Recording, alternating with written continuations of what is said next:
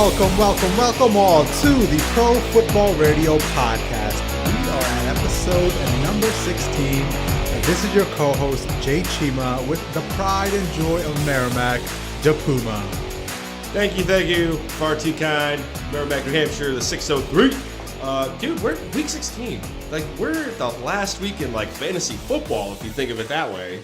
16 weeks, pretty much. 16 weeks, about to go in the playoffs. Yeah, like most teams have 16 games, right? And then 17 weeks of the regular season. So can't believe we've got one whole season down to this thing. No shit, this is the off season. I mean, we had impeccable, timing. Starting with like the Super Bowl and the AFC Championship games. But hey, it's a good time. Yeah, thinking back to that whole ordeal, when I wanted to do this whole thing, I was hoping we'd get our thing all refined and do it next season. Right. But I know you were pushing for just do it as soon as possible. I think it's a great idea, and I give credit to your idea. It was great to get all the kinks worked out in the playoffs and have some good podcasts put down, and now we'll be ready for the season when it comes around, right? Hell yeah. Good time. So what's good, Jay? What's happening? Dude, nothing, man. Nothing exciting has happened. I've got no stories or anything. I've just been working like crazy. That's really it, man. I got nothing else. Just working, getting ready for the podcast. How about you, bro? Dude, wave of emotion. So me being the ultimate, history geek, my job, the president of the company is fortunate enough to be part of the D-Day squadron. Yeah, man. This is the 75th anniversary. Him and other contingent of Christ, at least 7 DC-3, C-47, paratroop carrier aircraft. We're gearing up to go over to Europe to go across the pond for June 6th. So I was able to hitch a ride on Friday. Yeah. Flew for an hour. It was great. I mean, some people on other planes got sick that are my colleagues, and naturally I felt bad for. Did they throw up on the aircraft themselves? Or? They did, but they gave out sick sacks. Yeah. So at least they made it. Was it more turbulent than like a regular aircraft? See, the thing is because the aircraft's not pressurized, the C-47, we're flying low, and we're also flying in formation. So if you're the lead aircraft, the turbulence isn't as bad. But if you're second and third, you're getting the prop wash, you're getting the wake turbulence. So the people that are the other folks that are in our office, they were super sick just because they were the second and third aircraft in tail. Yeah. So I had a blast. It was great. I couldn't pass up the opportunity. I knew if I didn't go on that plane, my dad would have disowned me. Being you could have went on the C-47, get out of here. So that was the peak of my emotions this week. Okay. And then the valley was Friday. We had some local pest service come through at the house and do an initial treatment and look at stuff. And these two folks, they gave us the final report, and they're like, "Oh, by the way, did you notice there was a dead skunk underneath one of the stairs leading to the pool?" I was like, "Nope." I'm like, "Yeah, there's a dead skunk there," and I didn't believe it. So I opened the back door, going towards the back porch leading to the pool, and you can smell skunk. Please tell me it's live, and it just reaches and lunges at you. No. So you can smell it, but here I am thinking it's literally at the poolside. We have a little platform where there's a staircase, and I'm like, all right, I smell it, but I don't see it. And I'm looking by where the pool ladder is, didn't see it. So then I step back, and my girlfriend Tara points out, see it right there underneath the wooden steps, dude. It was half decomposed. It was smelling like skunk. It was like skunk and dead, decaying carcass just sitting underneath this friggin' wooden stair. So we're like, all right, we'll call animal control. They'll come pick it up. We don't know how it died. Why would any animal just curl up and die underneath a wooden staircase, right? Yeah.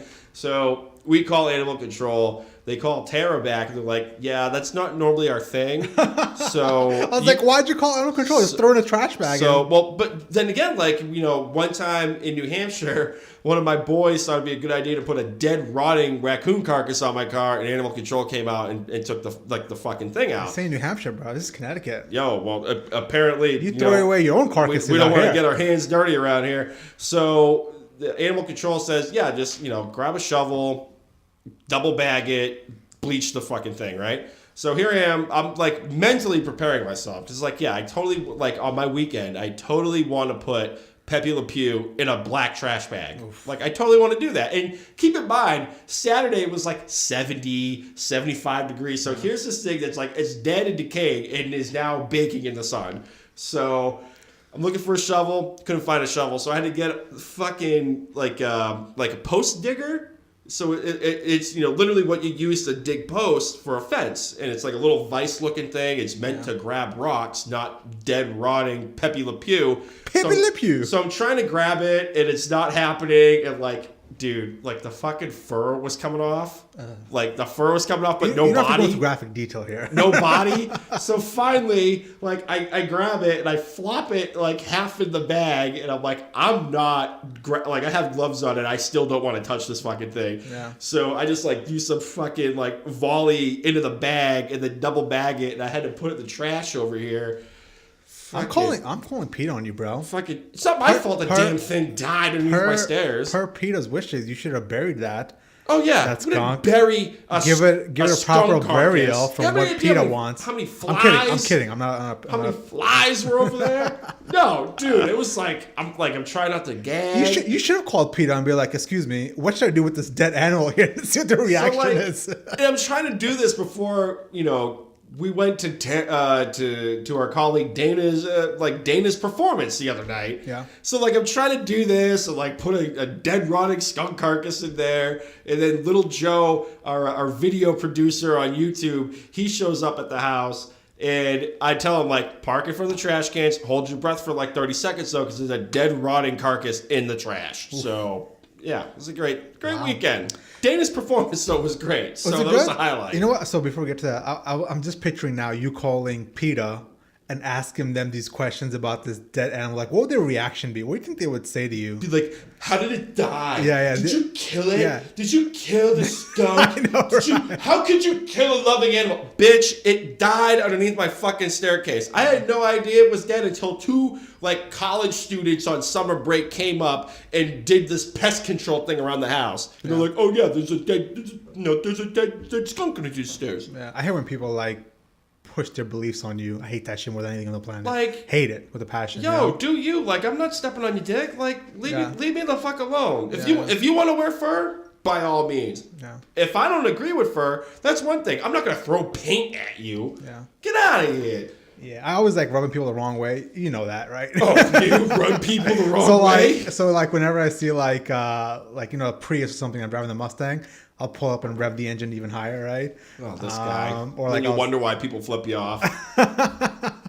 So I just can't wait to meet a PETA person and be like, oh well, I think it's great. What happens? There was a shit. I think KFC's a great establishment. A couple of weeks ago when we were in LA, there was PETA was protesting some clothing outlet out there. Like they had the whole metal barricades and everything. I don't wear fur, but I would wear fur in front of a PETA person just to get their reaction. Want to start a fight? Like they're all lunatics. Why not? What are they gonna do? Yell at you? Dude, they're all they're batshit crazy, bro. What are they gonna do? Huh? Yo, I'm just saying. I ain't afraid. All right. Regardless, how was Dana's performance? It was great. Yeah? It was good. It was in a local, I guess you could call it almost like a town hall kind of deal. There wasn't any central air. Yeah. There was just two fans that you have here in my kitchen trying to circulate air that has at least 55, 60 people in there. Ooh. And I'm Brazilian, so if the temperature goes up a degree or two, I look like Patrick Ewing in the fourth quarter, just fucking sweating buckets. Same here, dude. Same here. I swear all the time. We're all crammed together, so it's I want to move to kind of air out, but I'm gonna either backhand my girlfriend in the face or I'm gonna hit D-Row in the face. Easy, Kareem Hunt. Easy, hard. And it's dude, I just want to I want to air out. Intermission couldn't come soon enough. I got up, I ran outside. You would have thought and granted, it was 5 guys in there, so I'm thinking yo, I don't know what a hot flash is, but maybe this is what it is. I don't know. So before we get to the actual cover topics we want to cover, I just brought up Kareem Hunt, and I want to run something by you. So being a fan of a major team like the Patriots, right? Maybe I'm hypersensitive to some of these issues that come up. Oh, here we go. You're already laughing. No, because I know where the story's going. I want to hear your take. Where's it going? How do you know? Because How do you know? Yo. I might have been born at night, Jay. I have an idea. What do you think I'm going to say? Go ahead. You're going to talk about Kareem Hunt getting baptized this weekend. No, actually, I'm not. Really? I'm not, what are you talking about then? So I lost a lot of faith in Pro Football Focus. because these guys, I saw an article and I'll run through the story itself. These guys are big on, we're going to take all the metrics and give you some sort of analysis on it, right? Right. And they took all the metrics that they thought were correct and they made a list of top 25 talents under 25 years old. Uh-huh. The 3 running backs that were listed were Saquon Barkley, Okay. Alvin Kamara, Yeah. Kareem Hunt. Where's Ezekiel Elliott and where's Todd Gurley? So, and I'm trying to get to this point that, like, how is Kareem Hunt in front of Zeke at least? You know what I'm saying? Like, Zeke is a 2-time rushing champion, under 25 still. How can they take all those metrics? Hang on, get the order again. So you had Saquon, you had Kamara, and then it was Hunt. Kareem Hunt, yeah, right? So it was basically top 25 players under 25. And the 3 running backs in that top 25 players that they chose to highlight were... Zeke's under 25, right? Zeke's, yeah, of course he's under 25. I looked this up to make sure I had the argument correct. Like, how can they not possibly have Zeke in the top 25? Yeah, of course. So 2-time rushing champion, right? 2 out of 3 years he's been in the league, he's been, like, crushing and dominating it, right? And I think it's just more... Cowboy hate, right? So I experienced this with Dak Prescott because I'm always like, yeah, I get it. Dak Prescott isn't the greatest of quarterbacks, but people talk about him like he's a bum, you know what I'm saying? Right. And I think it's being repeated here with Zeke as well. Like, I think Zeke is one of those really underrated players in the league. We had this conversation quite a bit about how Zeke is the engine of that team. They got to pay him. I don't think Zeke is falling in the category of, like, when DeMarco Murray was in his heyday, right? Mm-hmm. Like, he was getting all those yards and whatnot, and then he left Dallas and went to Tennessee, and he was kind of nowhere to be had. Like, he had, like, maybe one good year. I think, the Cowboy hate is real. That has to be it, I think, for the most part, right? And the thing is he's a 2-time rushing champion. He is clearly the guy that makes the offense go. Like, that's why I said last week. I personally think he's the best running back in the league right now. Mm-hmm. I mean, that's not a false statement. That's not my prejudice because I'm an Ohio State fan. No. But that's like something that we can argue. We can be like, yeah, I can see your point about that, right? But the fact that Pro Football Focus didn't even have him in the top 25 under 25, like... And he does all the aspects. He can run in between the tackles. He can catch the ball. A 2-time running champ. I would have had Zeke 1. God... Zeke 1. It's hard with Saquon because it was 1 year. Yeah, it's 1 year. You know, like, yeah, if I was doing, I would have done Zeke, Todd Gurley, the Todd father, McCaffrey. I would probably put Saquon over McCaffrey just because McCaffrey's in top 5. Yeah, of course. But Kareem Hunt, I mean, like, the guy missed half of last year. He's gonna miss half of this year. Right. Like, I don't understand. So it's just one of those. It's almost like cowboy hate meets clickbait. Yeah. Well, I think my main point here is sometimes stats can take away from the actual, like, look what you're seeing with your eyes. Mm-hmm. Like, look at what you're seeing on the field, and that's what Pro Football Focus did here. They took all the metrics and everything in. They decided not to put Zeke in the top 25 or 25. Right. That's something that came to my mind when you brought up Kareem Hunt. I was like, oh, I might as well throw it in there. You know? Yeah. No, you gotta have Zeke 1. You gotta have Zeke, right? Yeah. They should pay that man. They should pay him. We'll talk about it. If anyone's getting paid at Dallas, it's Zeke. Mm-hmm. It like the pecking order is it's Zeke, it's Dak, and then it's Cooper. Well, here's my thought. You gotta give Zeke what he wants. You gotta give him the max, whatever he wants. Give him that. Right. You gotta give Dak close to. I'm not giving him 30. Exactly. I wouldn't give him 30. 27. 25 is too low. 20. How's it too low? For what he What are you talking about? He's almost like Alex Smith. I think he's better than Alex Smith, bro. Yeah, I mean, listen, he's a tick above game manager. Like that's exactly. He's a tick above game manager, but he's not in that elite level, and that's what I was trying to get at. Like, I think you pay him. But like you're talking about him getting Matt Stafford money. 27? 27 is a good number, man. 25. That's me. Mm-hmm. Interesting. Regardless, you cannot pay Cooper the $16 million he wants. There's no way you can pay Cooper that much. Jerry Jones? He's one step away from being a bust. If you are somehow listening to this podcast, I know you are, Jerry. Just do not pay Amari Cooper $16 million a year. There's no way. That would be the dumbest thing you've ever done. And you've done a lot of dumb things. I understand, like, all right, you mortgaged, like, your draft future. You gave up a first-round pick. I understand that. But short of a couple of good games with Oakland, he's, like, the most inconsistent wide receiver over the past couple of years. Like, 3 steps away from being a bust. Like... Well, yeah. I got him fairly high in my top 10 power rankings. And actually not fairly high, but they're in there somewhere. So all right. Yeah, cool. So you want to kick the things off, man? You want to give us the where rundown are on we Patrick going? We Peterson? going to suspensions or we're getting fired? Let's talk about Patrick Peterson. All right. Yeah, let's get into that. That'll be a fun topic. Yeah, Patrick Peterson, in my opinion, the best player on that Arizona Cardinals roster, was recently suspended for 6 games. 4 of those games are because he violated the performance-enhancing drug policy, and 2 of those games are because he had a masking agent. So 4 plus 2, you get 6 games. Via Candios, he's suspended. He's missing out on like $3+ million. Yes, 3.8. So let's call it 4 million, just be on the safe side, right? Let's round up. And he's missing 37% of his games, right? You do the math of 6 divided by 16, 37.8%. Yep. I think that's a good enough penalty. I know you have different views on the MLB and the NFL drug policies. You believe the MLB is more superior, but I think for the NFL, it's in line with what they've done, right? I don't know how much it's going to affect the Cardinals next year because let's call it for what it is. Patrick Peterson was not on the decline, but he wasn't the same player he used to be.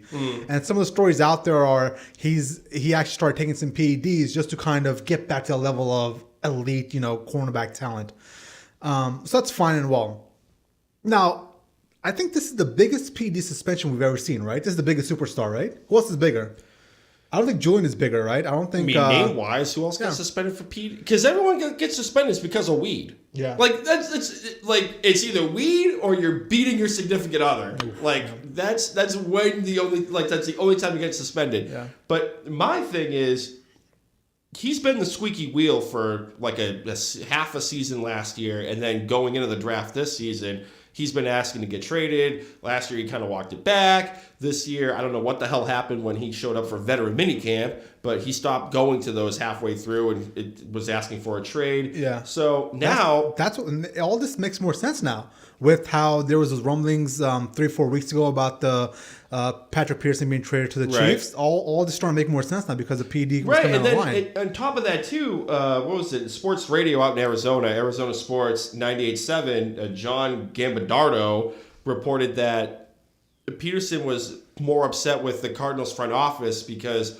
the suspension was coming down, but it sounded like he thought Arizona would have done him a solid given what he's done for the organization of restructuring the contract. So he would lose money, but it wouldn't be as bad. Yeah, and get the fuck out of here. And it never happened. So now he's out almost $4 million in payments, and he's asked her about it. But here's my thing: you're 28 years old. In theory, you're still air quotes in the prime of your career. Yeah.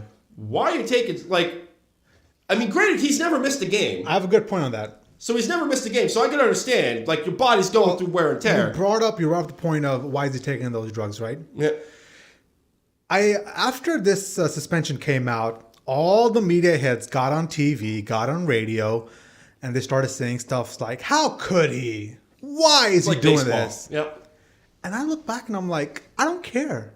I generally don't care that people or sports professional athletes take PEDs. I'm a guy that comes from the mindset of do whatever is necessary to get the job done, right? So the win at all cost mentality. And I do not fault Patrick Peterson for sitting back 3, 4, 5 years ago and thinking, God, I don't have it anymore. Maybe he's been taking it forever. Maybe this is when he got caught. Maybe he's been taking it since he's like 18.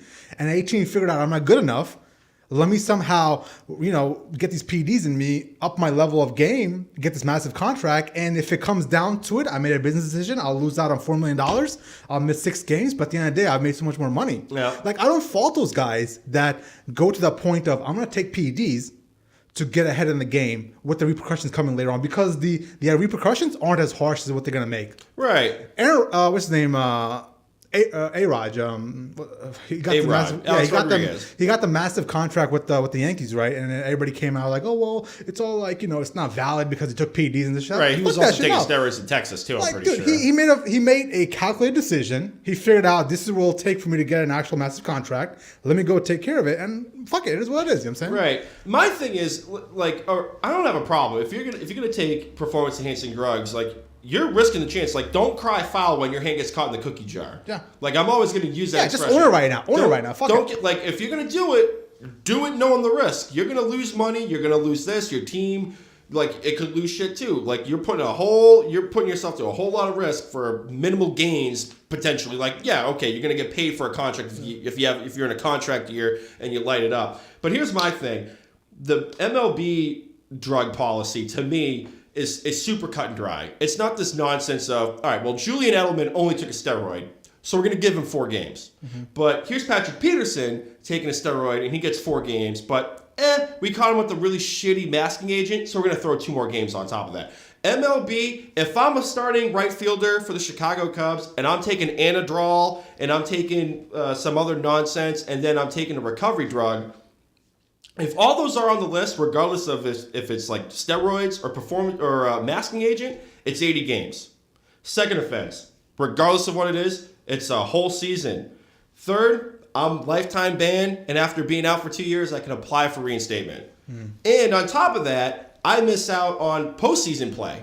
So because of Melky Cabrera, he was suspended for performance-enhancing drugs, and then his team made the playoffs, and he played, and he got a World Series ring. Ooh. Whereas in football, you fail a drug test. The worst that's going to happen to Patrick Peterson, say he comes back, say he gets traded to the Chiefs, he can still play in a playoff game. Of course, but he's going to just miss out on a Pro Bowl. Sure. Yeah. Whoop-de-fucking-do. Yeah. Like, to me, here's the NFL drug policy. So, positive test for a diuretic or masking agent. 2 regular season and or postseason games. All right. Positive test for a stimulant or anabolic agent. 4 games. Positive test for a banned substance plus a diuretic or a masking agent and other shit. 6 games. So, the top is 6 games. Yeah. And it goes back to the point of maybe I'm not good enough. Maybe I will take PEDs and I will deal with the 6-game suspension if it comes, right? Mm-hmm. And I'm not being a hypocrite here. Even when Julian Edelman got his 4-game suspension last year, I didn't really give a fuck. Who cares? You know what I'm saying? Right. Like, dude, you know what? I will go even further. Maybe he wasn't good enough. Maybe he wasn't good enough as a wide receiver and he had to take those PEDs to become what he is now, right? I don't know if it's that. And if it's that, then it is what it is. You know, whatever the reasoning is, these guys make calculated decisions. Putting that, they clearly know it's wrong. They know what they're putting in their bodies. Right. When you're at that level and you have the nutritionists and the fitness coaches or whatever, like you have all the money in the world, you know what you're putting in your body is wrong. But they don't care because the repercussions aren't harsh enough. Right? Right. That's what, with baseball, and I think this kind of ties into football as well, too.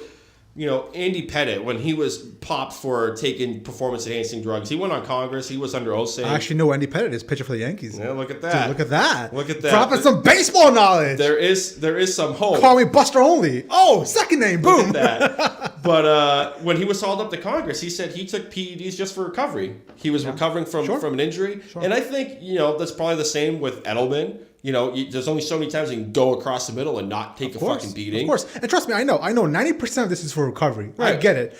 But even that is a leg up. No doubt. Even getting to the point of just getting brutalized or putting in a massive amount of workouts. Don't get it twisted. The next day you wake up like a fucking 18-year-old and you're ready to go again. You know what I'm saying? I get it. But it's still an unfair advantage. And these guys make those calculated decisions. Right. So.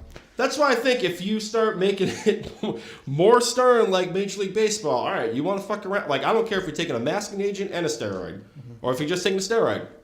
It's half the season. Next time, you're sitting out the whole year. Third time, hope you like, pulling an Andre Rison. You're going to wash my car, Dre? Because that's what you're about to do if you fuck around with these fucking drugs some more. Dude, all this PED talk got me in the mood for some PEDs. Where can I find some? I don't fucking know. Let's go get some PEDs. Go to your doctor. Be like, I need TRT, testosterone replacement therapy. They'll probably fill out a fucking thing for you right quick. Yeah. But no, I mean, at the end of the day, fucking man, it is what it is. I really don't care one bit. He's gonna miss 6 games. I'm not outraged. I'm not like sanctity of sports or the nature of competition. Fuck all. Right? No, like it's a dirty business, man. No, it's a sport. I mean, I'm a purist. But don't get me wrong. Steroids save baseball. But like moving forward, he's gonna be out a shit ton of cash. Hang on a second. He's gonna be out a shit ton of cash. Yeah. And the Cardinals have been trading him. How do you they're going to have to temper their expectations on what the draft haul is, right? Like, at best, they were going to get a second-round pick. They might have to eat a shit sandwich and take a third for him. You know how you fix baseball? You let steroids in. Well, that's what saved baseball in the 90s. Dude, I'm not a baseball fan, but even I remember the Sammy Sosa versus Mark McGwire home run. home run competition they had that year. Yeah. They're both Ken Griffey was in on it too until he got hurt. And he was the only one that wasn't juicing up. Steroid out of their minds. Like, they should just come out as one big fucking chest. Dude, it wasn't even just have a fucking bat sticking out of a chest and just fucking. It was those two. It was Jose Canseco. Yeah. It was Giambi. Dude, I'd watch. I mean, I'm not a baseball fan, but I remember that clearly. You know what I'm saying? Yep. Let's let steroids back into baseball. That's what saved the sport in the first place. I wrote a paper on that in college. Yeah? Yeah. How steroids saved baseball after the strike. Give us your findings, Dr. Silva. I mean, attendance was down after the strike. I mean, literally everybody and their brother was against baseball players because of they were holding out for higher wages, and they were already the highest paid athletes in North America at that point. So nobody was going to the games. Attendance was down. And here comes Jose Canseco and Marco McGuire essentially juicing up. And then the home run chase happens, and that's what put people in the seats. I remember watching, I was at a family event when I was younger at my aunt's house, and I didn't interact with anybody there because I wanted to watch the St. Louis Cardinals game, the Cardinals-Cubs, because Mark McGuire was in the home run chase. Yeah. Everybody was watching that shit. I'd watch it. Yeah. I mean, it got to me, and I wasn't a baseball fan, right? Yeah. So profits were down, attendance was down. They had to save the sport somehow. Dude, if I was the MLB commissioner, just pump those fucking Gatorade bottles of steroids, man. Yeah. even if you don't want it, you take it. Oh my god. Dude, listen, I don't want to show on baseball, but I was watching. I never watched SportsCenter, and I somehow stumbled upon it, top 10, 2 nights ago. And the number 4 play was some baseball game in the MLB, and the play was some guy just fell over and caught the ball.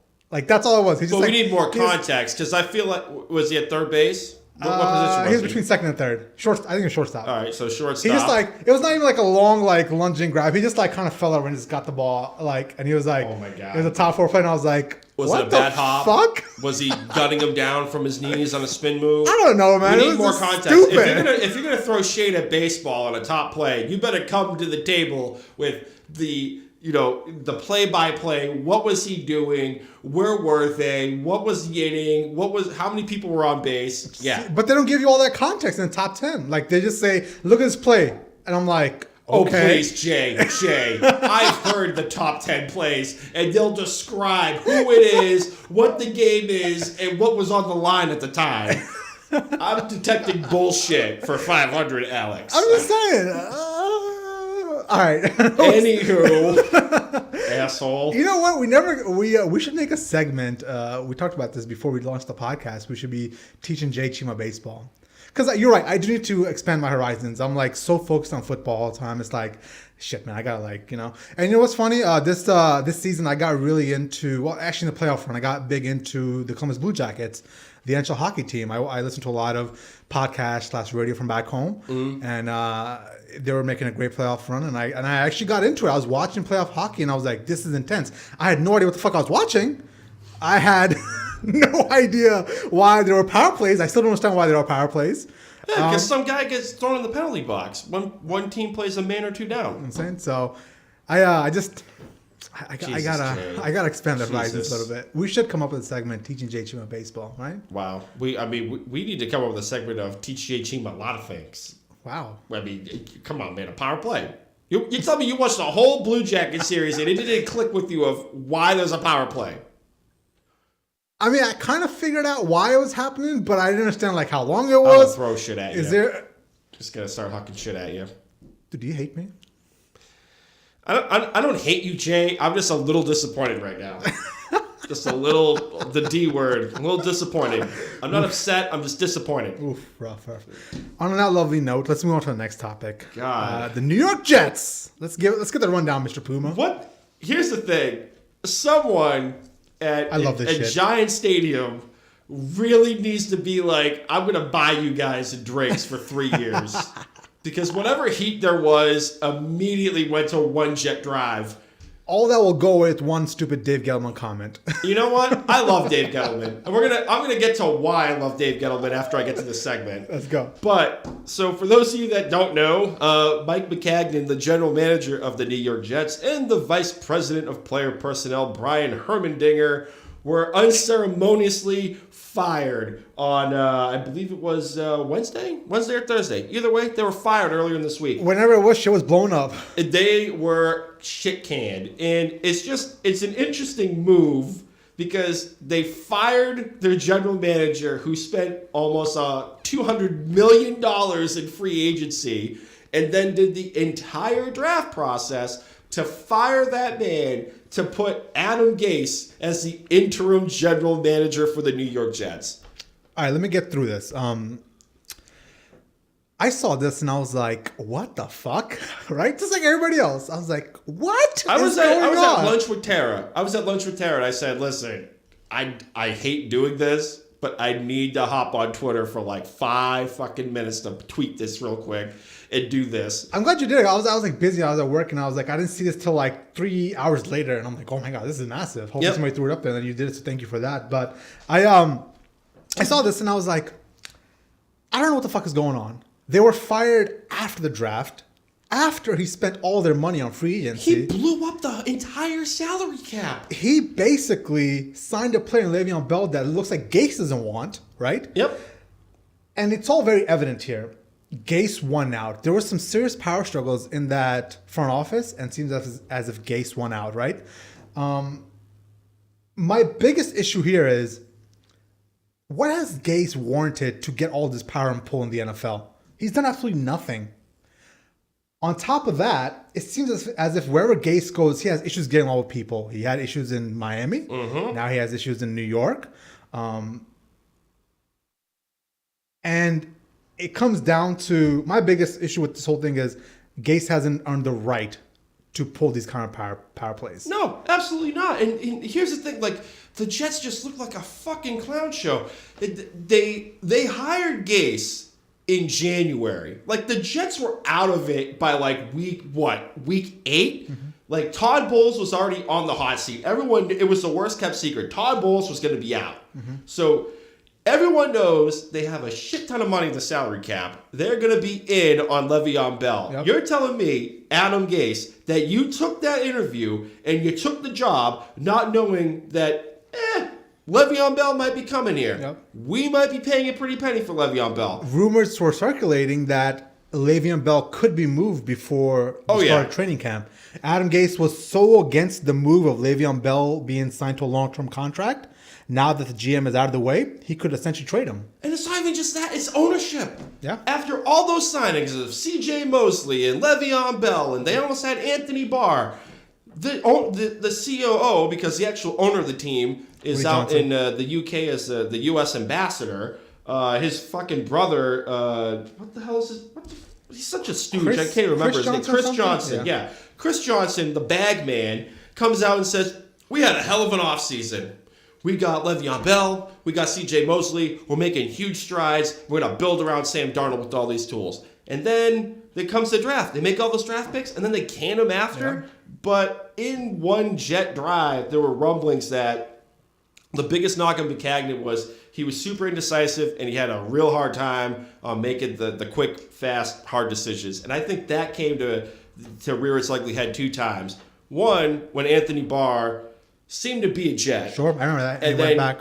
In a matter of hours, he walked it back. Like, why are you doing that? Yeah. Like, why all of a sudden it's either you're leveraging the Jets to get more money from the Vikings, which, all right, that's a business decision. I understand that. But then, too, you're going to go from Minneapolis, which in all intents and purposes is not a big market compared to New York. Yeah. Like, you get your name out there. You're going to be in prime time no matter what your team's doing. Prime time. And then, too, I think the straw that broke the camel's back kind of was when Maccagnan was almost pleading for someone to make a deal for the 3rd overall pick in the draft this year. Mm-hmm. And there was, for some reason, there was no deal to be had. Really? And that was another knock on him, too, was he was kind of impossible to deal with trade talks. Like, it was almost frustrating at times to deal with him. So there's no reports of teams involved in trying to trade up, but I can see that being a factor if you're putting it out there months in advance. We're interested in trading down, make us an offer. Yeah, it makes absolutely no sense, man. And I saw the Jets game plan this offseason, and I loved it. I was like, all right, well, I wouldn't pay him a lot of money, but they signed Le'Veon Bell. They're going to help out Sam Darnold. Contract's not that that bad. Yeah, it's not that bad. You're right. It's not that bad. We're all like, whatever. I guess Le'Veon Bell got some money, but he didn't get all what he wanted, right? But I liked that they had an actual decisive plan moving forward. It seems like they were moving somewhere, right? They had C.J. Mosley, Quinnen Williams, they took on Bell to help out Sam Darnold. But now this is all kind of walking that shit back now. This is all like, hey, let's get back in the tabloids bullshit. And this kind of shit, these storylines, this fucking weighs on a team, man. This kind of shit, because the first thing they'll ask fucking Sam Darnold when he walks into the building is, well, what's your thoughts on blah, blah, blah. First time that Le'Veon Bell walks into the building, they'll be like, what's your thoughts on blah, blah, and you're not being here. They didn't really want you here. Right. You know what I'm saying? So this kind of shit just wears on a team, and it's unnecessary. And here's the thing, to get back to Gase, because, listen, I'm a Dolphins fan, and I had to deal with 3-4 years of this guy. The dude seems like he's... And what, I don't get the credence. Okay, he was the offensive coordinator for Peyton Manning. Peyton Manning won a Super Bowl with the worst quarterback rating in the history of the league. Exactly. 9 touchdowns, 17 interceptions, or some shit like that. Yeah. You're not God's gift to football because you're coaching a Hall of Famer. They should have exceptions for for offensive coordinators that coach Peyton Manning, Drew Brees, Tom Brady, Aaron Rodgers. Right. What are you doing? You're just holding the fucking clipboard. You're getting them coffee. Right. They're gonna win way without you. Right. I'll give you Jay Cutler. Jay Cutler had good years. I'll give you Smoking Jay. I'll give you that. And then for a cup of coffee, Jay Cutler. your team overachieved in Miami with Ryan Tannehill. Yeah. I'll give you that cup of coffee.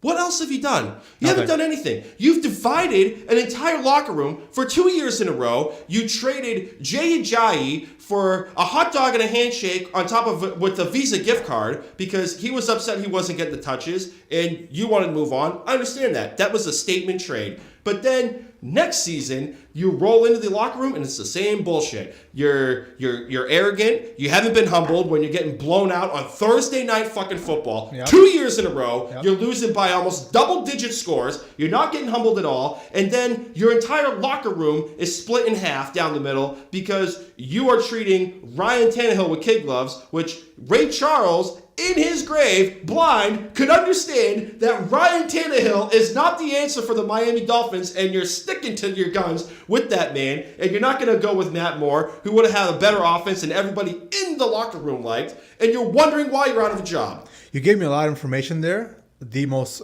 prominent being, I didn't know Ray Charles was dead. You didn't know that? I did not know that. Yeah, Ray Charles is dead. I thought he was still alive. But the bigger point, all kidding aside, is you are the cancer of a locker room in Miami in an organization for the last fucking 15 years has not had a quarterback since Dan Marino. Ownership could kind of give a shit about. And the fans in South Florida really don't care because of South Florida. Never mind. Stevie Wonder is the one I had confused. Stevie Wonder's still alive, right? Yes, he's still alive. I think we're having 2 different conversations here. He's still alive. But the point being, Jay, is what has Adam Gase done to get fired from a job where you are the reason why you are out of a job is because of your personality. You haven't been humbled by insane losses. You were talking shit at the press conference after getting pulled from national television by CBS against the New England Patriots last year, and you're still talking shit. You're talking shit. You haven't been humbled yet.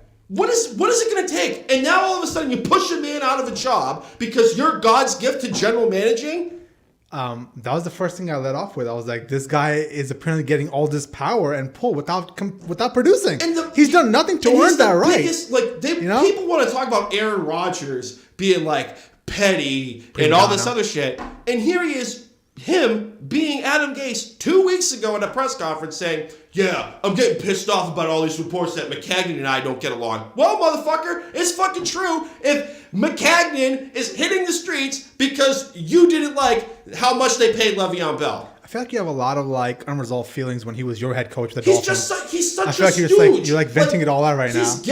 He's getting a job. He's getting an interim general manager. He's going to be involved in picking who's going to be his boss. And the COO, Chris Johnson, has come out and said that we're not going to change the hierarchy. The general manager is going to answer to me individually, and then the head coach is going to answer to me individually. Yeah, right. At that point, what is the point? If I was the GM, I wouldn't even take the interview with the fucking Jets, man. What's the point? Nobody wants to. You know what I'm saying? And then these fucking rumors are out there that like Peyton Manning is rumored to like be somebody. Yeah, so there's some rumors out there if you guys haven't heard. Apparently the Jets want to make a hard run at Peyton Manning.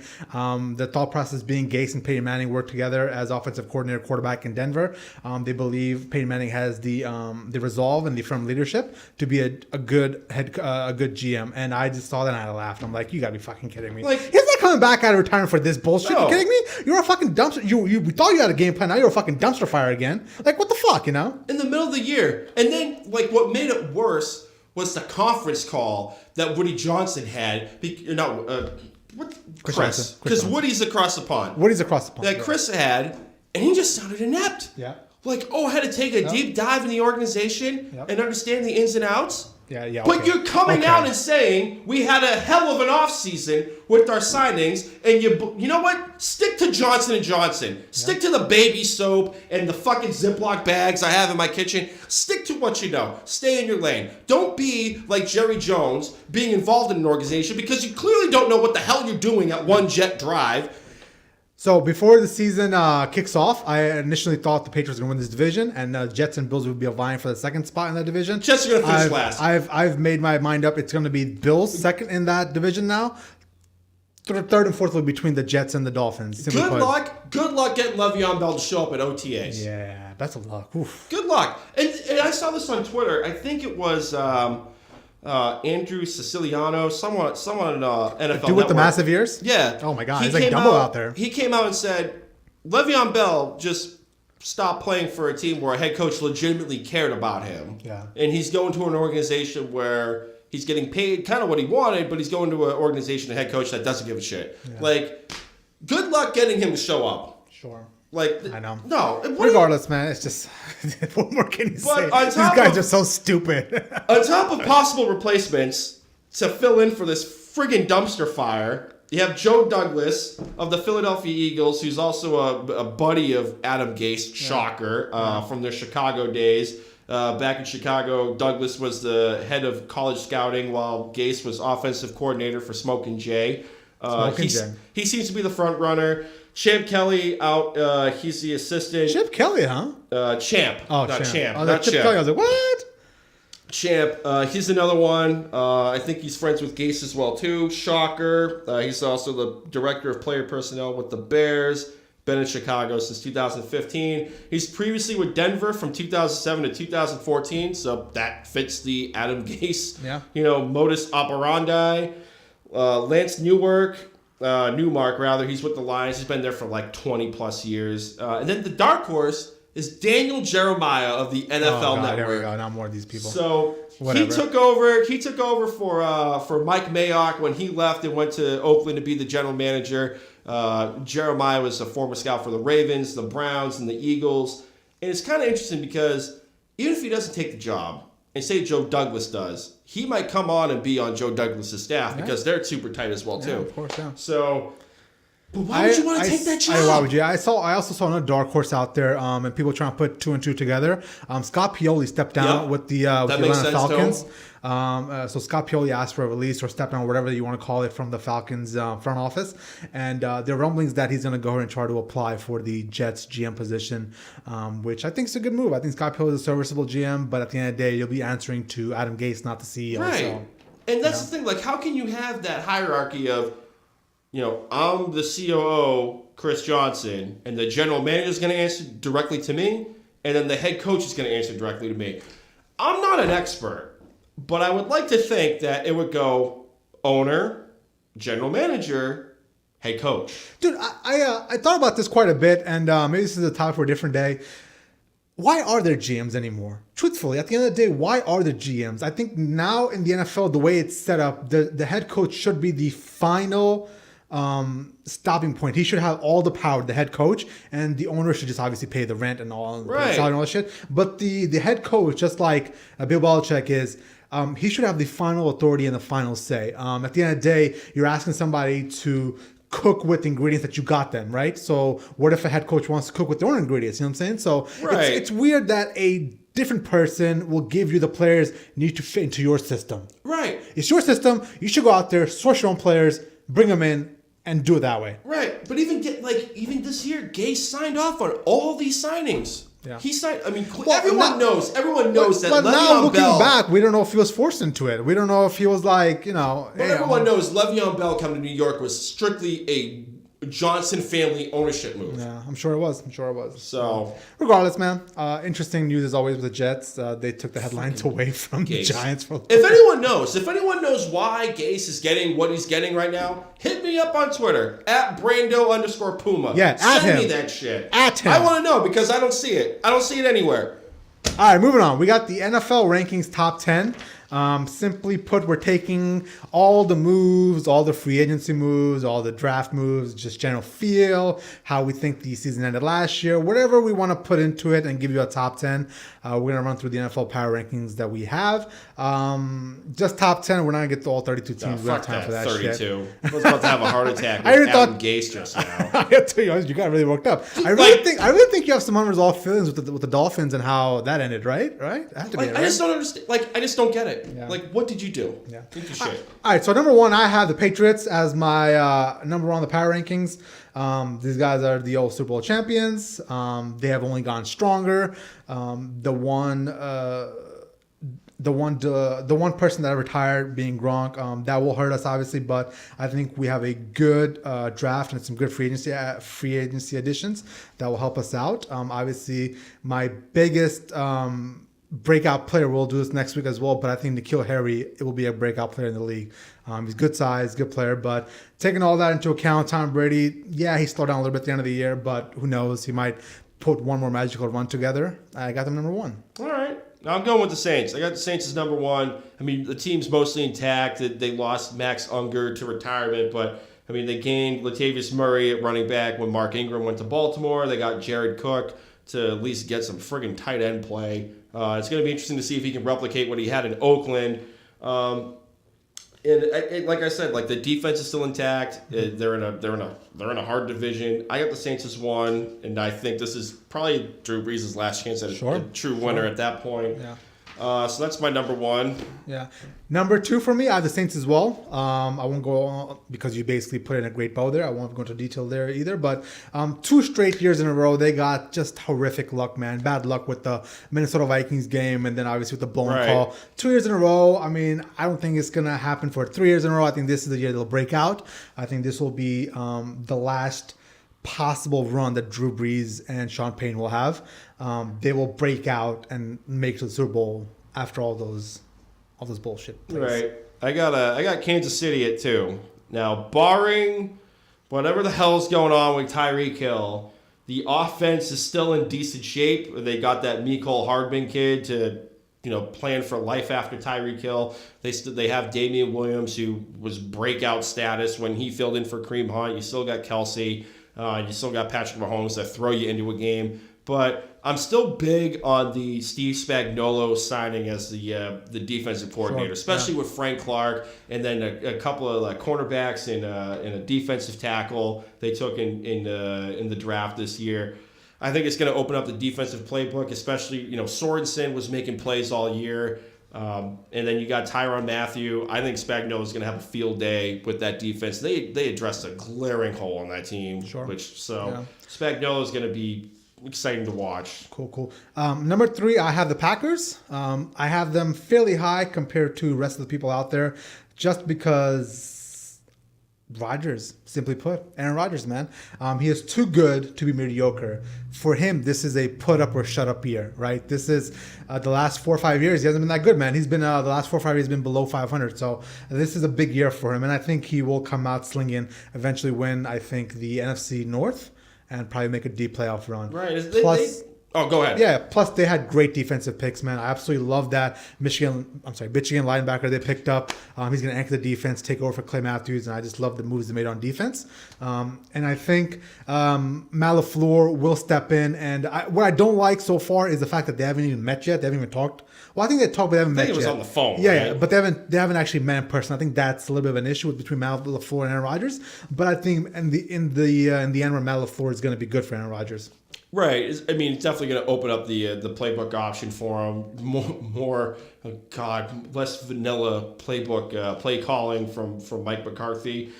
And like you said, they address the defense. the defense was a glaring hole for the Packers. Number 3, I got the Colts. I mean, the team's been intact offensively. They addressed the defensive side of the ball with Justin Houston and Rocky Yassin at cornerback. He's a hard-hitting cornerback out of Temple. And then they got Paris Campbell to line up opposite of T.Y. Hilton and Eric Ebron. I think he's going to have another career year. He kind of found himself last season, showing why he was a first-round pick by Detroit a couple of years ago. So I got the Colts at number 3. Nice.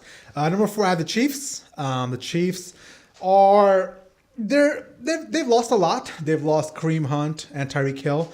Hope to God Tyreek Hill's not on that fucking field next year. Right. But the replacement, the Georgia wide receiver, Mecole Hardman, you pointed him out. The dude has 4.33 speed, elite speed, man. I think he'll slot right in.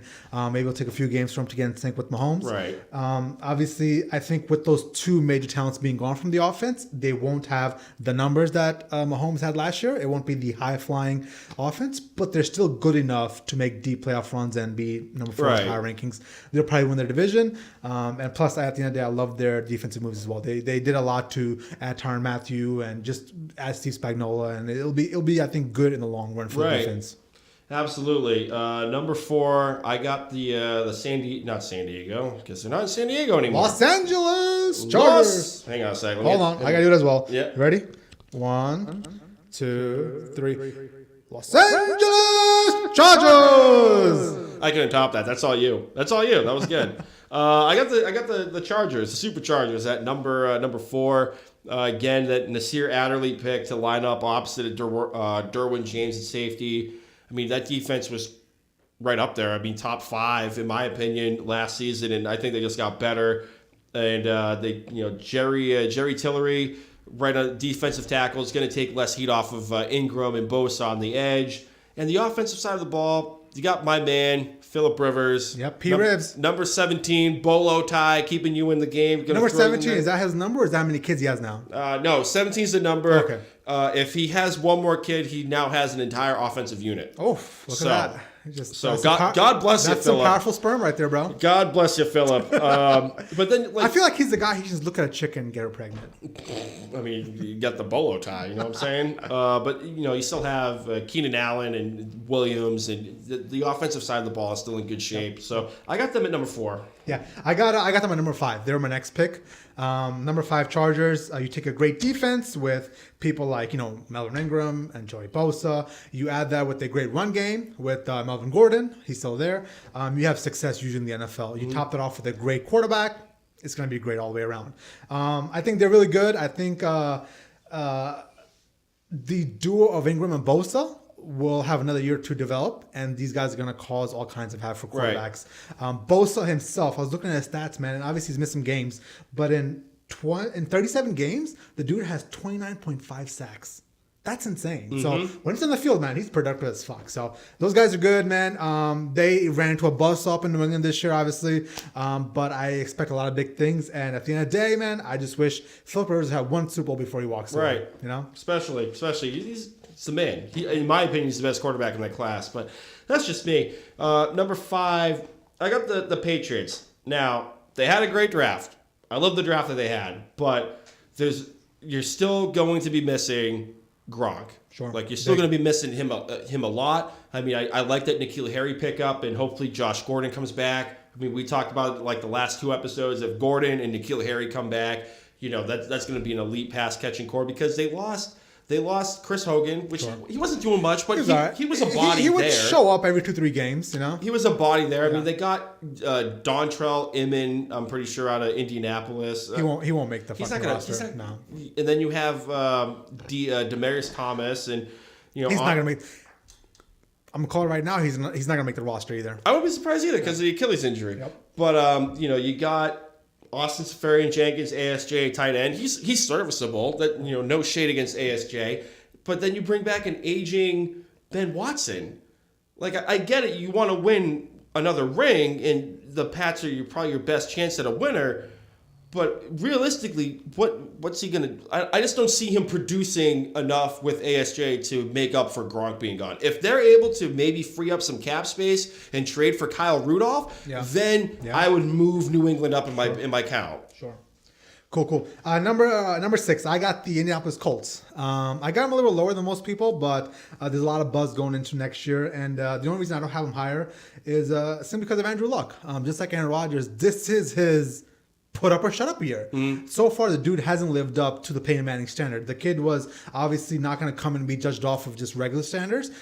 If it's regular standards, obviously he's doing great. But he was pegged to the next Peyton Manning, so we're going to hold him to a higher standard. He has to make a deep playoff run this year, and I think this will be the year. I think these guys could possibly get to the AFC Championship game, so we'll see how that pans out. And I like what they did on offense. They added Justin Houston. Their defense last year was coming alive. Additionally, Paris Campbell plus T.Y. Hilton on the they got the bunch of little speed receivers out there. I think that'll be really good for right, especially with Frank Reich as head coach, and he's offensive coordinator. Like the plays are going through him, so that's definitely going to be an interesting offense to watch, and probably an offense I'm targeting in fantasy football as well too. Number 6, I got the Rams. It's hangover time. Dude, that's funny. I thought we had this conversation. I thought you had him higher. A little bit, and then I thought about it, and then I thought more about Todd Gurley's knee. So you can talk for both of those because my next pick at number 7 is the Rams. So go for it, brother. So for me, the Rams, it's hangover time. We've talked about this. It's hangover time. It was a crushing loss. They were in the game the whole time, and there was just a couple of plays that just didn't go their way. I mean, they had a good draft and a good free agency. They got Clay Matthews. They got Eric Weddle at safety. They brought Malcolm Brown in case Gurley's not there, and then they took a running back out of Memphis in the draft. But the lingering issue with Todd Gurley's knee is going to be a problem throughout the year. Back it up. The Todd father. Come on, man. Sorry, the Todd father. Yeah, I mean that's the thing. And do I think he had a legit knee issue last year? Absolutely. But I think it was 50% the knee, and then 50% of it was a confidence issue. Hey, you're right. I think that's what it was. I think it was simply put, he lost his confidence, man. Yep. I don't know what it was. Dude, listen, that team was not right when they went up to Chicago and they got their fucking mouths beaten in. Like, they got smash mouth football, bro. Mm-hmm. They got beaten to a pulp up there, and they weren't the same afterwards. Yep. Same thing with Todd Gurley. I think a lot had to do with that game as well, you know? Yep. And you know what? The Todd father towards the end of the year reminded me a lot of when the Rams, their first year in Los Angeles with Jeff Fisher, and Todd just could not get going at all. Like he couldn't find a gap. He couldn't follow a blocker. He just looked out of sorts. So it's going to be interesting to see. Like, you know, Sean McVay is still taking heat, being like, he's fine, the knee's fine, it was on me. But he's going to have to fall on the sword. Well, Sean McVay keeps bringing it up. He talks about how, like, he got out-coached. I'm like, dude, just let it go. It's been like 3 months ago. Right. Regardless, you're right. Big hangover, bro. I got them at number 7. I think McVay and Goff got exposed a little bit in that Super Bowl. And this is going to be their hangover year. So think of it as if what happened with the Seattle Seahawks after their Super Bowl did not give it to Marshawn Lynch to score and one of the Patriots, and they had the implosion the next year.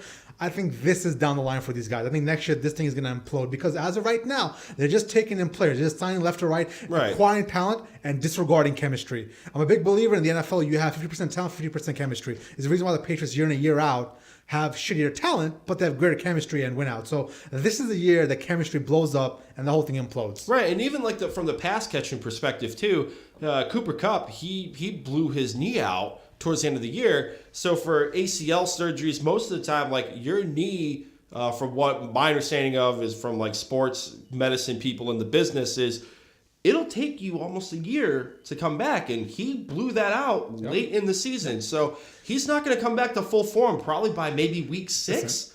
Listen, I'm no Todd Gurley, as you can tell. But I've had 2 ACL surgeries, 2 ACL reconstructive surgeries. And dude, the first time I did it, it took me a year and a half to get right. Right. And then the second time it took me a year just because I've been through it before and I could, expedite 6 months or whatever. But it's a long process, bro. Like even a small knee injury, it's a lot about your confidence and a lot about your wherewithal, right? I had my knee surgery 3 months ago, and I'm still not 100% sure. I'm getting better day by day.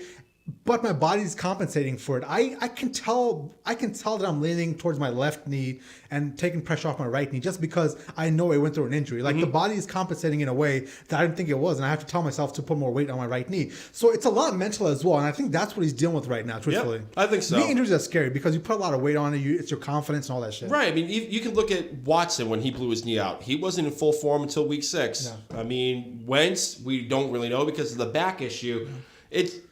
it is what it is. Second worst injury you can have as a football or basketball player is your knee. First being the Achilles, but this could be just as bad enough. You know what I'm saying? Yep. Jesus, where the hell are we at? So you had 7. I'm sorry. So we're at 7 because I had 7 Rams and you filled in for both of us right there. Okay, so next up I got the Chicago Bears. I got the Bears coming in next. Second year under Matt Nagy for Mitch Trubisky. I think he's going to take a huge step. I mean, he had a bunch of different coordinators his first year with John Fox, and I mean, it was like an old school football program at that point. He showed me a lot of signs of life last year, and I think he's just going to get better this season as well too.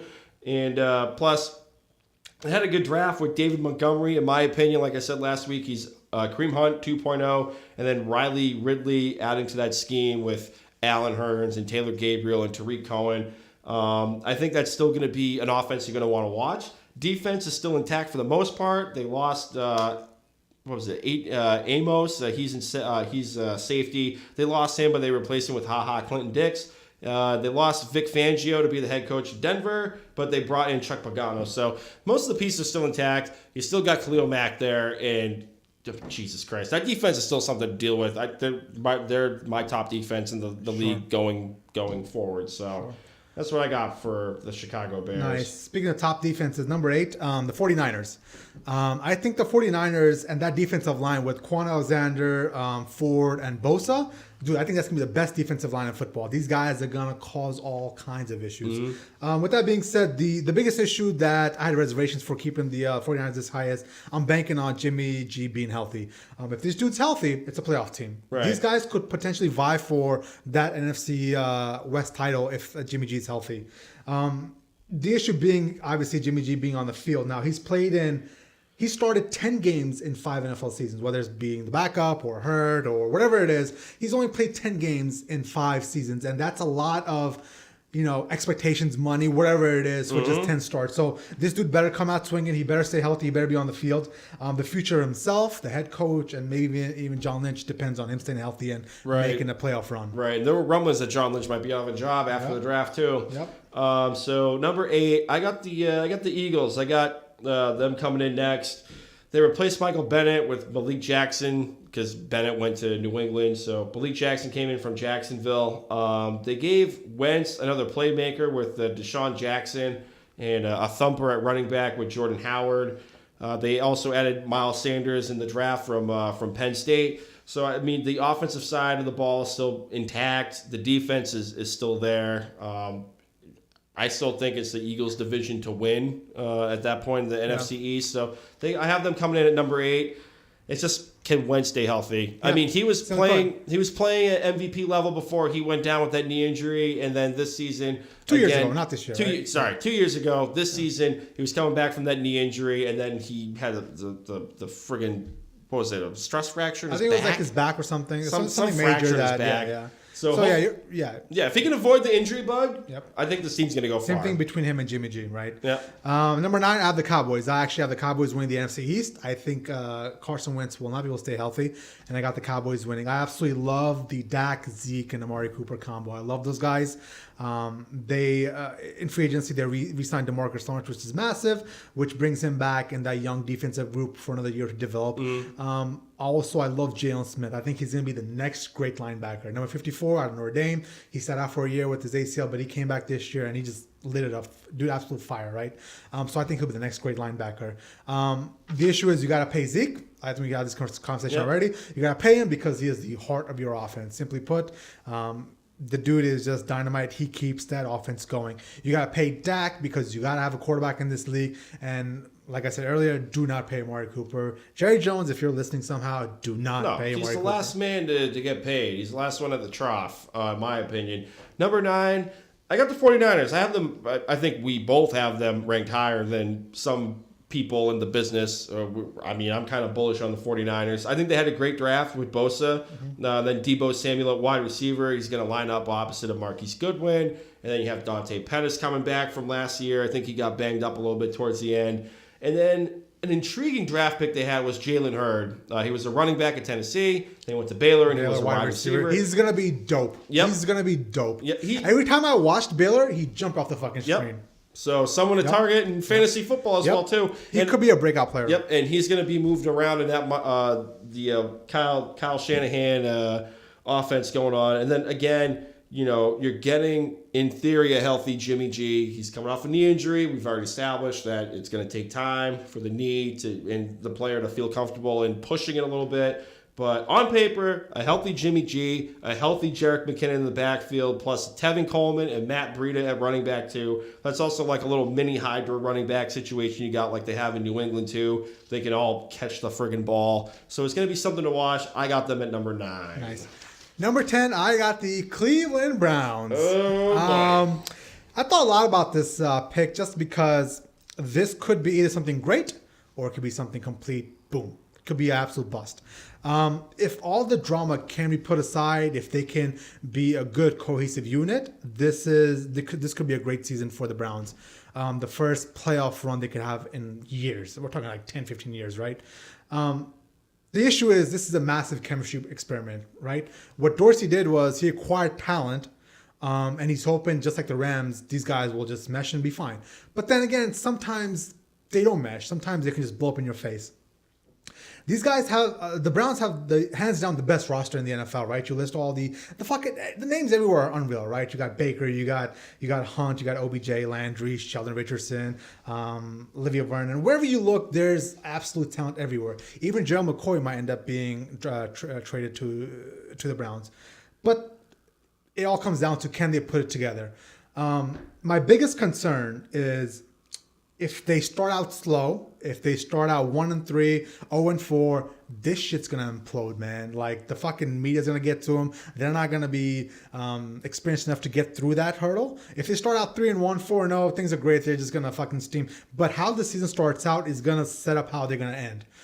So it all just comes down to how they're gonna actually start the season out. Additionally, my other bigger concern is Freddie Kitchen. The dude is first-time head coach. 3 months ago, he was fucking just buried on that coaching staff. Now he's a head coach. Right. I mean, what kind of experience do you have?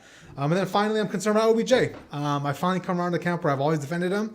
But I'm starting to see some of this shit, man. I'm like, even I can't defend it, man. Like, I'm starting to see why people, not like bag on this guy, but I'm seeing why people say what they say about him. Right. Before, I thought it was a little over the top in the criticism of OBJ. I thought he was a great player with some, on the field antics. Right, and nobody questioned the talent. But now it's off the field antics. That's what's starting to become an issue for me, where he's not showing up to OTA. He showed up for one day and he fucking left, and he's fucking tweeting at Colin Cowherd, ripping his shit. Right. And he's just stupid, And that's the thing. And listen, like, I could care less if you're going to show up at OTAs, you're going to show up at OTAs. But if you're going to talk about making them the New England Patriots in 5 years, yeah, good luck with that. You better be at OTAs setting the example. You better be setting the bar high. But you were talking about, like, how are they going to respond to media criticism? We haven't even made training camp, and for all intents and purposes, Colin Cowherd is a rabble rouser, okay? Yeah. Like, he's going to do things. He wants that, Odell. He wants you to lose your shit and fucking go at him. He wants that so he can throw it up on his fucking show and get these ratings. And it's not even just that. It's like, it's Baker. It's almost like a pastime of, like, how can I push Baker Mayfield's buttons? And Baker and OBJ are playing into that mindset of... How are they so stupid that they can't see that? You know what I'm saying? Because I watched that show after Baker and Odell ripped him. And the whole time, he was just loving it, bro. He's like, right. Oh, I'm expecting an apology. I don't hear it yet. Come back from commercial break. Oh, we thought we had an apology, but we didn't get an apology from Odell. He just wants to do that. Right. He just wants to. So I understand how Baker and Odell are smart to realize that this dude is goading you to do this shit. Yeah, and what's going to happen if you get your teeth kicked in by Tennessee and you go, say, 1-3, 2-2. Dude, if it's under 500 in the first 4 games of the season, you're fucked. Like, what's going to happen? Like, Freddie Kitchens and John Dorsey can't batten down the hatches quick enough to temper expectations, and then you have OBJ talking about being the new Patriots but not showing up at OTAs, and then starting all this shit. Never thought I'd say this. If you're trying to be the Patriots, watch them in a press conference. If people are talking shit about them, like TJ Hushmanzada or Max Kellerman, who's a fucking fool to begin with. Dude, Max Kellerman is stupid as fuck. But do you see Tom Brady coming out on Twitter? Absolutely not. Did you see Gronk come out on Twitter? Mm-mm. Maybe Josh Gordon when he was traded there. You see him say anything? Yeah. No? Even Josh Gordon kept everything shut when he was there. Yeah. You don't hear a peep out of Foxborough. Yep. Maybe you should take a note. Yep. If you're going to go anywhere. If you want to be the Patriots, shut your face. And it's not like they're in an easy division either. Oh, nope. That's like it's one thing to talk a big game and you're playing in the AFC East. Dude, they have the best talent in the division. Just play. Can they put it together? Like, we can both agree, they're fucking talent on that roster. Right. Best roster in the NFL. Absolutely. Hands down, top to bottom, best roster. Yep. But I have extreme fears of this thing imploding on the whole. And I hope not. Man, I have some great friends in Ohio. People are super excited about Odell. Like, apparently, it was like Jesus came back for Odell when he got traded there. I hope they do well, man. I hope the Browns are good. But I don't know, man. And another thing people aren't talking about either is Duke Johnson is going to be a squeaky wheel if you can't ship that man off. Yep. Because his touches are now getting cut by the rookie they took. But they need him for the Kareem Hunt absence. Yep. And So is he willing to put, and that's what separates the Patriots, is Kareem Hunt willing to put aside his ego, Duke Johnson, put aside his ego, be the good soldier for 8 games and get those touches, but when Kareem Hunt comes back, you go ahead and take a backseat. Are you willing to put your ego to the side and take the backseat role to Kareem Hunt? You know I think that question is going to depend on how the locker room plays out with OBJ and that is Baker. what separates the Patriots from everybody else, because there are weeks where Julian Edelman ain't getting 19 catches or getting 19 looks his way. There's weeks where he'll get 3 catches, but he can put his ego aside. Tom Brady, there's days where he won't throw 20 balls. It'll be the run-heavy attack that week. You know what I'm saying? Can you put your ego aside for the betterment of the team? That's why I didn't have them crack my top 10. I was thinking about having them crack my top 10, and I was like, I don't. Were they right outside of it? I mean, if we did all 32, let's see, 11, 12, and I mean that might be a stretch. I'm not confident in Freddie Kitchens managing all those egos. It's one thing to be like everybody's best friend because anything's an improvement over Hugh Jackson. Well, I think that is a concern for me, the Freddie Kitchens aspect, but it's not a big concern because the dude is simply put, he is a puppet as a head coach. Dorsey's running this whole thing. Right. Dorsey's up there making these moves. Dorsey's up there hoping this chemistry meshes. And a lot of this will be on Dorsey if it implodes. So I'm not worried about Kitchens that much because Dorsey's going to be there in a leadership role with the experience that he has. But it is a little bit of a concern for me as well. Right. And to round out my top 10, that was your 10. We're at number 10. Right. I'm going to go with, my Buffalo Bills. I got my Bills. Nice. Yep. Nice. I think I'm literally the one that has them the highest out of anyone that's done a power ranking. You've convinced me on your line of thinking with the Bills, and especially with the Jets bullshit this week. There's a good chance they'll be vying for a playoff position. Yep. I mean, I'm buying the Bills. They had a great offseason free agency. I'm going to beat a dead horse. You got John Brown. You got what do you call him? The Cole Beasley underneath. And then Beasley. Another thing that was going unnoticed a little bit was Mitch Morse, the center, signing. He was with Kansas City for a long time. He was often injured, but the talent was always there. Buffalo is making a point to try to keep Josh Allen upright in the pocket and throwing the ball because we all know he can throw it a country mile. We all know he can run like Trubisky or Michael Vick. I think he had more rushing yards in the game than Michael Vick did in his prime. Sure. But it's going to be interesting to get the protection around him enough to make the quick throws underneath to Cole Beasley. And then defensive side, you got Ed Oliver, who can play 3-4, 4-3, either line up at center or play nose tackle. You can build around that defense with him and Tremaine Edmonds. And worst case, you could have Ed Oliver line up at outside linebacker. He's got that much speed, and he can be all right in coverage and pass rush. And then running back Devin Singletary. Here's my hot take with the Bills. I think LaShawn McCoy is probably going to get cut by training camp. Oof, that's big. Because that's big, you have a traffic jam. You have LaShawn McCoy. You have Frank Gore. You have the Singletary kid. And you have TJ Yeldon. Yep. Like, 2 over-the-hill guys. I wholeheartedly support that because this motherfucker's out there spoiling Avengers for everybody. Yep. Come on, Sean McCoy. In the words of Matthew Berry at Matthew Berry TMR, the spoiled McCoy is about to be LeCut McCoy. Let's hope so. He deserved to be cut, bro. But I mean, he wasn't producing. Like from a number standpoint, he wasn't producing last year. And granted, the offensive line was bad, and I mean, Josh Allen was out, but he's not doing enough, and they're not going to pay him that much when you have Frank Gore. And I think Josh Allen is going to take a big step like Trubisky in his second year. He's going to take a big step. He's going to show improvement in I think you're going to see a lot of underneath yard after catches with him and Cole Beasley. Nice. Cool, man. Well, that is our top 10. That was some great knowledge right there, bro. Yeah. We sounded very professional. We did. For a second, I was like, is this Skip Bayless and like we know here? Like we know what we're talking about.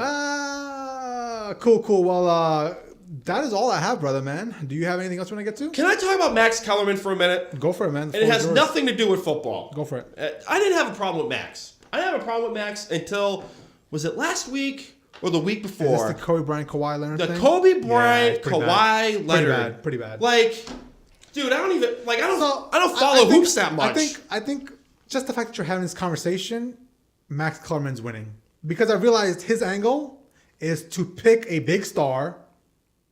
NFL is Tom Brady, apparently it's Kobe Bryant of the NBA, and then just say some outlandish fucking shit, and then everybody just tunes in to see what his reaction is. That's what it is, you know? Just stupid. Yeah. Like, I'm not even I'll follow basketball in the playoffs.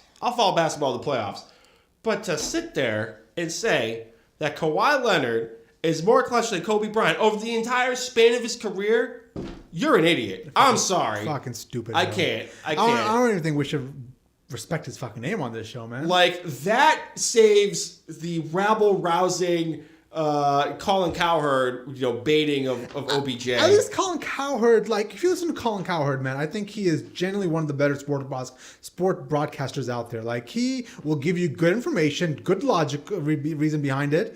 But, God, what Max Kellerman says, Max Kellerman and Rob Parker are the two biggest clowns on TV. Like, dudes are straight up saying some outlandish shit, bro. So I wanted to shake somebody. Like, I couldn't believe the nonsense I was saying. I never thought that I would say this, but Stephen A. Smith was not the most annoying thing on that show as of lately. No, you know? Dude. You know what I really like? I really like Will Kane, by the way. Will Kane, I think, if you put Will Kane with Stephen A. Smith, Max, it's a wrap. Like, go just stick with fighting. I'm sorry, bro. Cool. Awesome, man. Well, anything else we want to get to? I think that's it. And you know what? I think the Bills are going to win for Pancho Villa. Oh, yes. Rest in peace, Pancho Villa, man. Yep. Lost a good one. Viva los Bills. Yeah. So for those of you that don't know, he was probably the most well-known super fan short of Fireman Ed for the New York Jets. He recently died of a battle with cancer. So sucks, man. He's 39 years old, but man, he had the whole community. He had other NFL teams, sending their condolences. So I think the Bills are gonna make a big push with some Pancho power. So Pancho Villa, this one's for you, man. R.I.P. Rest in peace, brother. That's all I got for my show. Awesome. Our show, rather. I don't know why I said my show. Dude, let's plug it up. You want to plug it up this week? Because I was plugged up. I'm not even prepared for it. All right, so the Puma's got the plug. So this episode can be found on SoundCloud, Spotify. You do it so well. You're like a natural, bro. Yeah, you try. God. Pro Football Radio. Silky smooth. SoundCloud. Radio voice. Spotify. GooglePlay. We're making love to the microphone right now. Tune in. So yeah, check out the episodes on those platforms. YouTube, our boy Joe Pops, Joe Rosillo. He's our YouTube extraordinaire and video producer. He'll have that content up later on, either this evening or tomorrow morning. Facebook, Instagram, Pro Football Radio Podcast, Twitter, PFR Podcast. Yours truly, the Puma at Brando_Puma, J Cheema at J Cheema. That's it for this episode, plug-wise, man. So next week, I have been working on some nicknames. We will reconvene the nickname segment / trying to figure out what my nickname is next week, all right? All right. One last thing I got to say, as always. You're fired! Oh, God. I just got throat cancer. No, you got to hit it with the echo. J Cheema, you're fired! Always so good. Well, that is all. Thank you so much, guys. Appreciate every single one of you. We will talk to you next week. Vaya con Dios.